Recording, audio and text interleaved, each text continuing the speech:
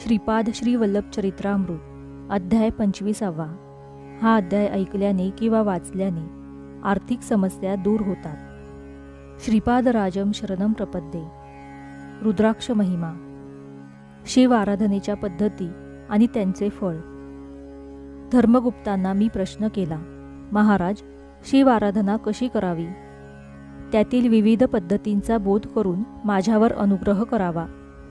श्री धर्मगुप्त म्हणाले, ओम नमः शिवाय या शिव पंचाक्षरी मंत्राचे जपानुष्ठान करून शिवाची आराधना करावी, ही पहिली पद्धत। महान्यासाचे विधान ही दुसरी पद्धत आणि रुद्राभिषेकाने शिवार्चन करणे ही तिसरी पद्धत। पंचाक्षर मंत्रातील 5 अक्षरे ही पंचमहाभूतांची प्रतीके आहेत। जीव हा पशुप्रमाणे ममता, मोह आदींच्या बंधनात फसल्यामुळे त्याला पशु म्हटले गेले आहे। पशुबंधनाचे विमोचन करणाराच पशुपतिनाथ आहे। शिव पंचाक्षरी मंत्राचे शास्त्रात पंचकोनी नक्षत्रासारखे वर्णन आढळते। या पंचकोनी मंत्रात मोक्ष प्रदान करणारे मंत्र पहिल्या वर्गाचे, भोग भाग्यादी देणारे दुसऱ्या वर्गात समाविष्ट होतात। पंचोपचारात भूतत्वाचे चंदन, जलतत्वाचे नारळाचे पाणी, अग्नितत्वाचे दीपाराधन, वायुतत्वाचे सुगंधित धूप आणि आकाशतत्वाचे घंटानाद असे उपचार येतात। पंचाक्षरातील 5 अक्षरे त्यांच्या त्यांच्या तत्वानुसार साधना करणाऱ्या साधकांना 5 रंगाने तत्वांचे दर्शन घडवतात। 1. पांढऱ्या शुभ्र मोत्यासारखा पांढरा पादरस किंवा चांदीसारखा चकचकीत प्रकाश। 2. प्रवाळासारखी अरुण कांती। 3. पिवळ्या हळदीसारखी सोनेरी कांती। 4. निळ्या वर्णात निळ्या आकाशासारखी विश्वव्यापी कांती। 5. शुद्ध धवल कांती। भूमध्यात 5 रंगाची ज्योत प्रकाशित होणे यालाच ऋषीश्वरांनी संध्योपासन असे नाव दिले आहे। यंत्र, पंचतत्व साधना, योग साधन, आत्मसमर्पण हे सर्व प्रधान असे साधनांश आहेत। या पद्धतीने देहात्मबुद्धीचा नाश होतो। जीवांचा देहच देवालय आणि त्यात विराजमान असलेला आत्माच शिवात्मा असे तादाम्य साधून मोक्षप्राप्ती होते। ही स्थिती प्राप्त होण्यासाठी पंचाक्षरी जप, महान्यासपूर्वक शिवाराधना, रुद्राभिषेक हे सहकारी आणि कल्याणप्रद ठरतात। विष्णू सहस्त्रनाम स्तोत्र श्री विष्णूंना अत्यंत प्रिय आहे। गणेशाला मोदक अतिप्रिय आहेत। सूर्याला सूर्यनमस्कार प्रिय, चंद्राला अर्घ्य प्रिय, अग्नीला हवन प्रिय, त्याचप्रमाणे शिवाला अभिषेक प्रिय आहे।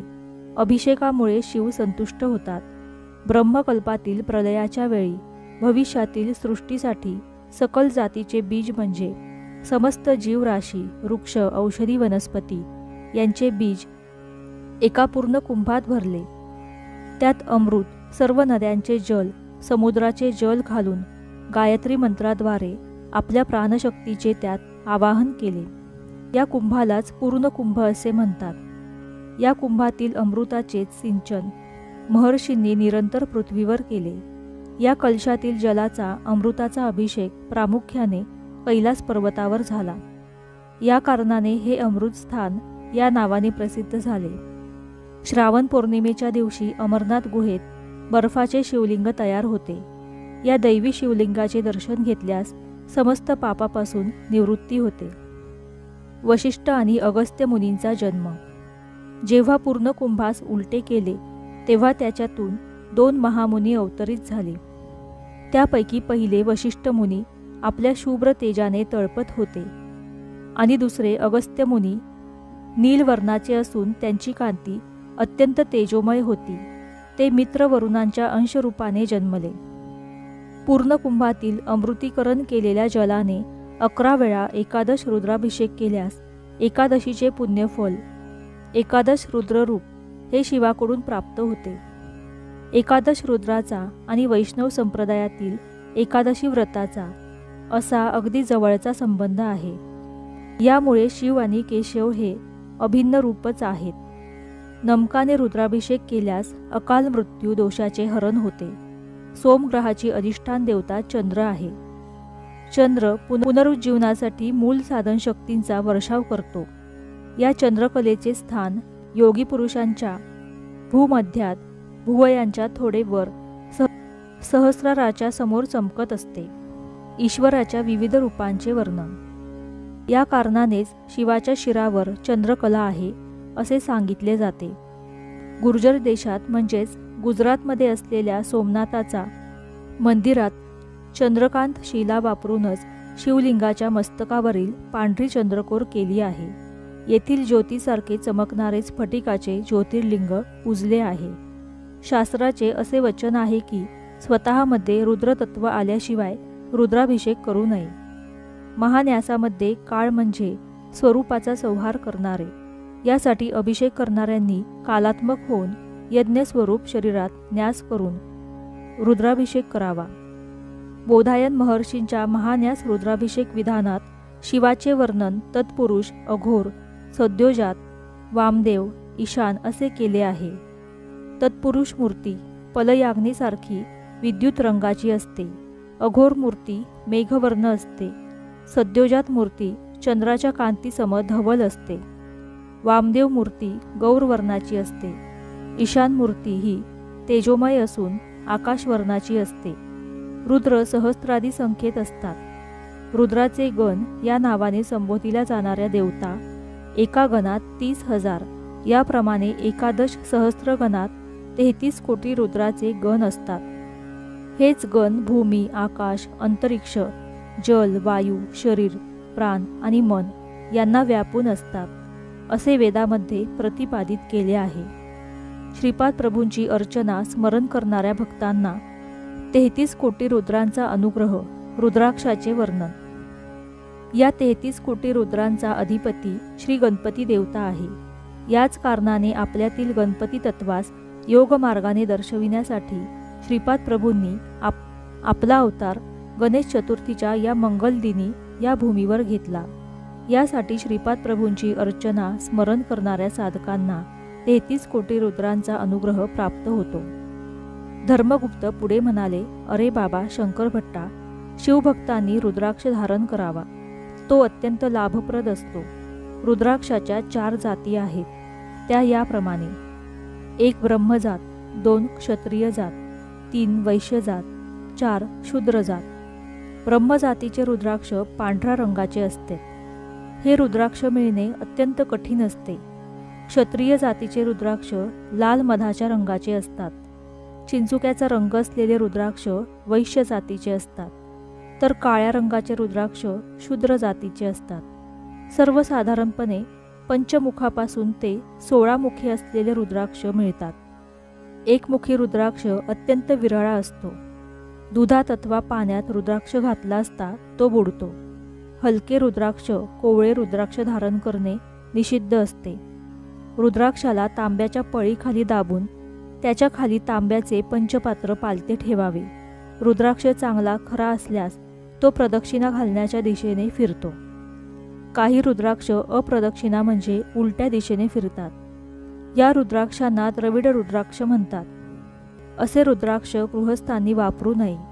यांनी अनेक अनिष्ट प्रसंग उद्भवतात व संन्यास योग येतो. यामुळे असे रुद्राक्ष केवळ संन्यासी जनांनीच वापरावे. कालाग्नी रुद्राने असे सांगितले आहे की पांढरे रुद्राक्ष ब्राह्मणांनीच वापरावे.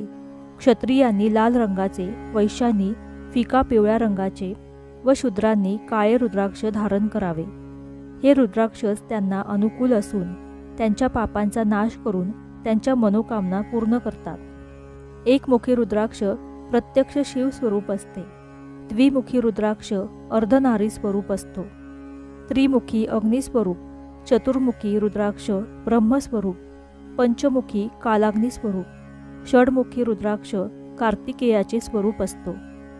सप्तमुखी मंथनाचे स्वरूप, अष्टमुखी रुद्रभैरवाचे स्वरूप, नवमुखी कपिलमुनींचे स्वरूप असतो. हा रुद्राक्ष अत्यंत दुर्लभ असतो. या रुद्राक्षामध्ये विद्याशक्ती, ज्ञानशक्ती, क्रियाशक्ती, शांतशक्ती, वामशक्ती, ज्येष्ठाशक्ती, रौद्रशक्ती, अंगशक्ती, पश्यंती अशा 9 प्रकारच्या शक्ती असतात. या कारणानेच हे रुद्राक्ष धर्मदेवता स्वरूप आहेत. दशमुखी रुद्राक्ष विष्णू स्वरूप, एकादशमुखी रुद्राक्ष साक्षात शिव स्वरूप, द्वादशमुखी द्वादशादित्य रूप असा रुद्राक्षांचा विविध देवतांशी संबंध आहे. श्रीपाद प्रभूंनी प्रकृतीत प्रवृत्ती आणि निवृत्ती यांचा अधिपती श्री गणपती त्यांचे तत्व आपल्या चैतन्यमय स्वरूपात धारण केलेले आहे. यामुळेच ते 33 कोटी देवतेचे दिव्य स्वरूप आहेत. एवढेच नव्हे तर या सृष्टीतील प्रत्येक हालचाल श्रीपाद प्रभूंच्या संकल्पानेच होत असते. सर्व चलनाचे मूळ कारण श्रीपाद प्रभूच असून सर्व कारणाचे तेच कारण स्वरूप आहेत. ते शिवस्वरूप आहेत असा मनीभाव ठेवून त्यांचे पूजन केल्यास ते विष्णू रूपात दिसतात आणि विष्णू रूपात त्यांची आराधना केल्यास ते शिवरूप दिसतात. परंतु मनातील तर्कवितर्कांचा मल काढून टाकून त्यांना अनन्य भावाने शरण गेल्यास ते यथार्थ रूपात दिसतात. श्री धर्मगुप्त पुढे म्हणाले, अरे शंकर भट्टा, मी सुद्धा तुझ्याबरोबर कुरुगड्डीस येऊन श्रीपाद प्रभूंचे दर्शन घेऊन माझा जन्म कृतार्थ करून घेईन. मी आणि धर्मगुप्त म्हणजेच शंकरभट आणि धर्मगुप्त आम्ही दोघे कुरुगड्डीस आलो आणि श्रीपाद प्रभूंचे दर्शन घेतले. त्यांनी डोळे उघडून आमच्याकडे पाहिले आणि थट्टेने म्हणाले, काय उत्तम चर्चा चालली होती. श्रीपाद हे शिवस्वरूप आहेत. मीच श्रीपाद आहे का? तसे नसेल तर श्रीपादच मी म्हणून आलो काय? मी कोण आहे? धर्मगुप्ता, थोडे विवरण करून सांग ना. यावर धर्मगुप्त म्हणाले, मी पिठिकापुरमहून येत असताना श्री व्यंकटेप्पा श्रेष्ठी यांनी मला सांगितले होते की श्रीपाद प्रभूंबरोबर कोणताही तर्कवितर्क करू नकोस, केवळ त्यांना संपूर्णपणे शरण जा. याप्रमाणे मी आपणास अनन्य भावाने शरण आलो आहे. आपल्या कोणत्याही प्रश्नास मी मौन धारण करीन. वेदसुद्धा श्रीपाद प्रभूंचे यथार्थ वर्णन करू न शकल्याने ते मौन झाले. तर धर्मगुप्तासारख्या सामान्य साधकाची काय परिस्थिती? धर्मगुप्ताचे वरील कथन ऐकून श्रीपाद प्रभू अत्यंत प्रसन्न झाले. त्यांनी दोघांना चरणस्पर्श करण्याची संमती दिली. आम्ही अति आनंदाने प्रभूंच्या चरणांना स्पर्श केला आणि काय आश्चर्य, आम्ही दोघे ध्यानावस्थेत गेलो. या अवस्थेत किती वेळ गेला याचे भानच नव्हते. जेव्हा ध्यानावस्था उतरली त्यावेळी सायंसंध्येची वेळ होत आली होती. श्रीपाद प्रभूंनी आम्हास कृष्णा नदीचे पात्र ओलांडून पैल तीरावर जाण्यास सांगितले. त्याप्रमाणे आम्ही दोघे श्रीपाद प्रभूंच्या दिव्य लीलांचे स्मरण करीत करीत कृष्णेच्या पैल तीरावर गेलो.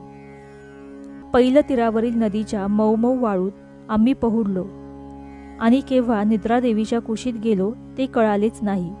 प्रातःकाळी जाग आली ती अत्यंत मधुर कंठरवाणी म्हटलेल्या योगीजनांच्या श्रीपाद श्रीवल्लभ दिगंबरा या नामस्मरणाने. अशा रीतीने श्रीपाद श्रीवल्लभ चरित्रामृत अध्याय 25 समाप्त. श्रीपाद श्रीवल्लभांचा जय जयकार असो. श्री स्वामी समर्थ.